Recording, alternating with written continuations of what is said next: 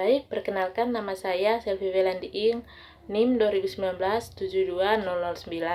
Di sini saya akan menjelaskan rangkuman materi tentang pendidikan inklusi. Yang pertama, kita mengetahui apa sih pengertian dari pendidikan inklusi itu sendiri. Pendidikan inklusi adalah bentuk penyelenggaraan pendidikan yang menyatukan anak berkebutuhan khusus dengan anak normal pada umumnya. Dan juga pendidikan inklusi merupakan sekolah untuk mengkondisikan semua tanpa memandang kondisi fisik, intelektual, sosial, emosional, dan juga kondisi. Hal inilah dapat mencakup anak-anak penyandang cacat berbakat. Yang berikut itu kita menjelaskan tentang tujuan dari pendidikan inklusi itu juga. Yang pertama, ingin dicapai oleh seorang anak dalam mengikuti kegiatan belajar dalam inklusi. Yang kedua yaitu tujuan yang ingin dicapai oleh guru-guru dalam pelaksanaan pendidikan inklusi, dan masih banyak yang lainnya. Yang berikut yaitu tentang karakter peserta didik anak inklusi. Karakteristik dalam pendidikan inklusi bergabung dalam beberapa hal seperti hubungan, kemampuan, pengaturan tempat duduk, materi belajar, sumber, dan evaluasi. Yang pertama itu ada hubungan. Hubungan ramah atau hangat, contohnya anak tunarungu selalu berada di dekat dengan seseorang guru dengan wajah yang selalu tersenyum arah kepada anak tunarungu itu sendiri. Tunarungu adalah seseorang anak yang memiliki hambatan dalam fungsi pendengaran. Kondisi ini bisa terjadi hanya sementara dan juga permanen. Yang berikut itu tentang kemampuan. Guru atau peserta didik dengan latar belakang kepemimpinan yang berbeda serta orang tua sebagai pendamping.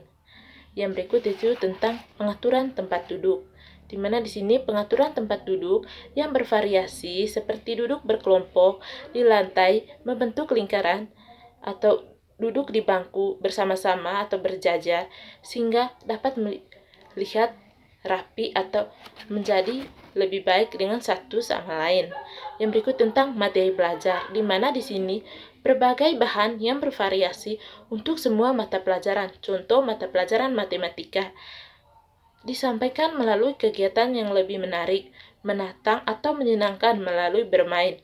Peran ini menggunakan poster atau wayang untuk pelajaran bahasa.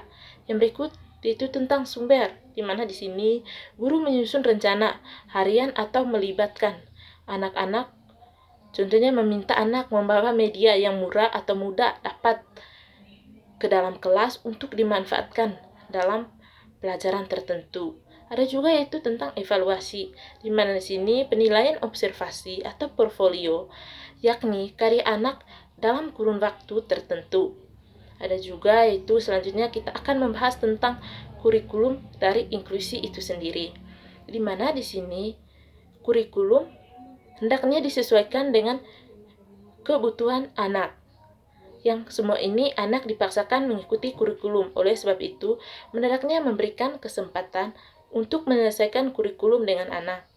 Ada juga yaitu asesmen, di mana di sini sebelum memulai dengan penyusunan program pembelajaran, guru harus mengetahui level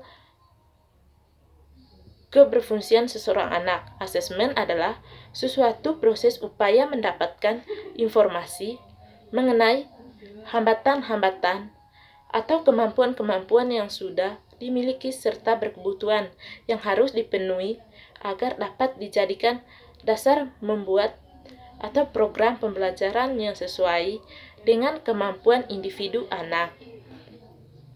Oke, mungkin itu saja penjelasan dari saya. Mohon maaf jika ada kesalahan kata atau tanda baca yang kurang tepat.